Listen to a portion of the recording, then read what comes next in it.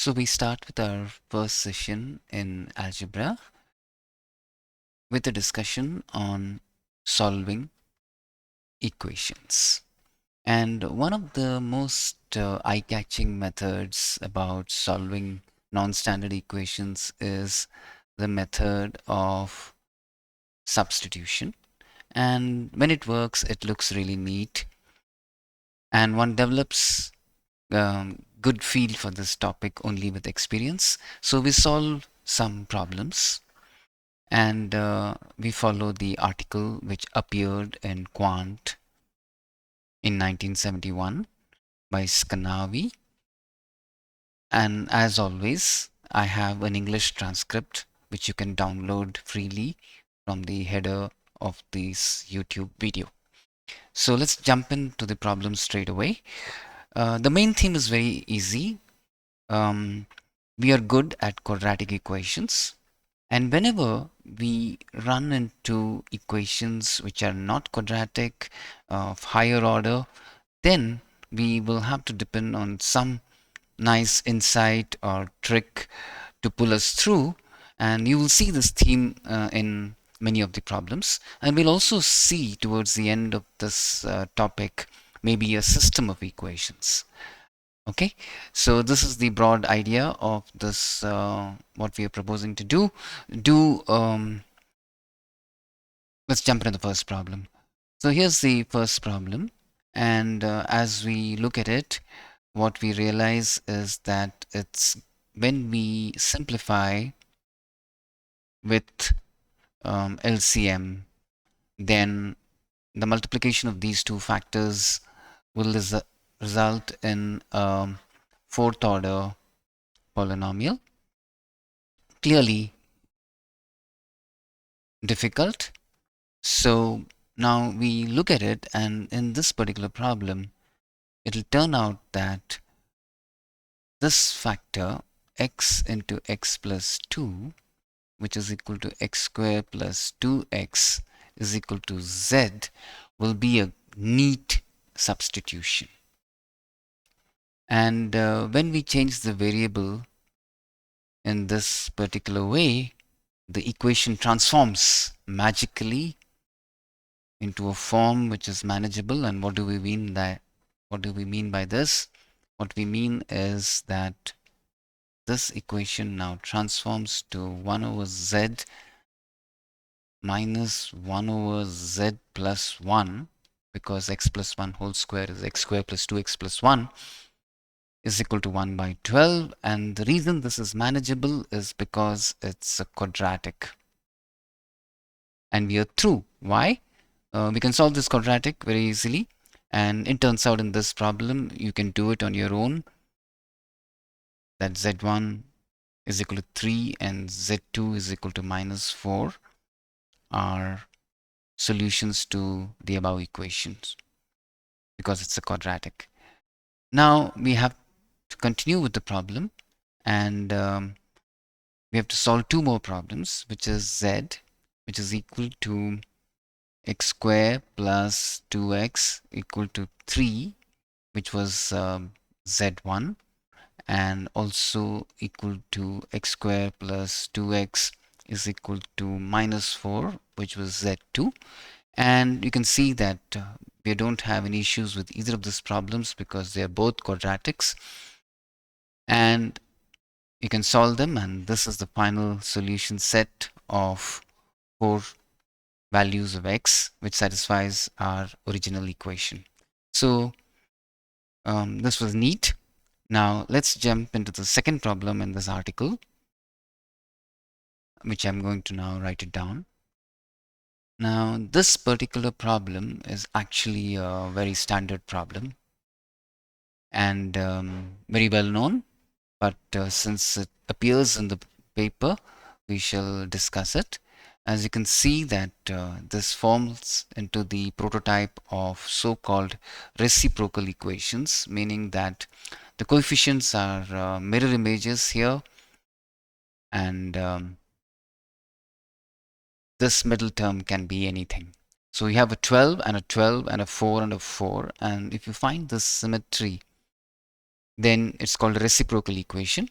Now note that this particular equation is fourth order, and it has a standard substitution that works very well. So if you're seeing it for the first time, the first step is to divide the whole equation by x square, and this is allowed because you can substitute x equal to 0 is not a solution.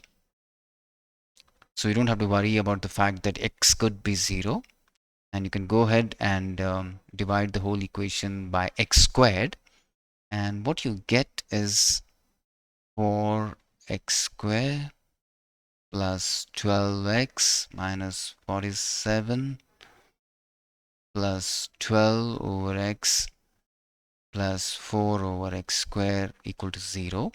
And now there is a standard grouping, that is, you group this term with this term, this term with this term, and what you get then is,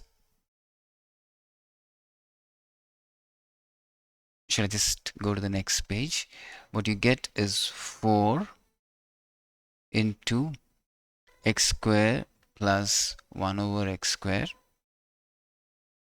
plus 12 into x plus 1 over x minus 47 equal to 0. And now the substitution is fairly clear. We substitute x plus 1 over x is equal to z. And now we note that, this is important, note that when you square it, z square is equal to x square plus 2 plus 1 over x square, and this implies that x square plus 1 over x square is equal to z square minus 2. Like I said, this is a well-known standard approach to the problem, and now you can see that you can replace this term with z square minus 2, and you can replace this term with z, and we have transformed our equation with this beautiful substitution to 4z square plus 12z minus 47 equal to 0, which again is a quadratic, and we are happy to solve it, and the answers in this case turn out to be z1 is equal to 5 by 2, z2 is equal to minus 11 by 2, and the problem can continue till the gory end. You can solve the problem, which is z is equal to x plus 1 by x is equal to 5 by 2, which was z1, and z is equal to x plus 1 by x is equal to minus 11 by 2, which turns out to be z2, and both are quadratic. Both are quadratic, and if you want, you can check your answers from my transcription. Now we have a final word on this, and this is very neatly mentioned in the paper. What if the so-called reciprocal equation is an odd degree, and most relevant for us could be a fifth order polynomial? So you have ax raised to 5 plus the mirror image of a on the other side plus bx raised to 4 plus a mirror image of bx on the other side plus cx cube plus cx square. So this is how a reciprocal image of odd degree, in particular a fifth order polynomial, would look like, and this turns out to be easy because of one simple observation, that x equal to minus 1 is a solution to this reciprocal equation, and this implies that x plus 1 is a factor. So you can actually divide the polynomial p of x by x minus 1. So p of x by x minus 1, x plus 1, sorry, turns out to be a polynomial of fourth order, plus q of x will be reciprocal, and you can use the method that we just learned to finish the problem. So this ends this particular video on solving equations. There are several more examples and we'll pick up in the next video. Till then, goodbye.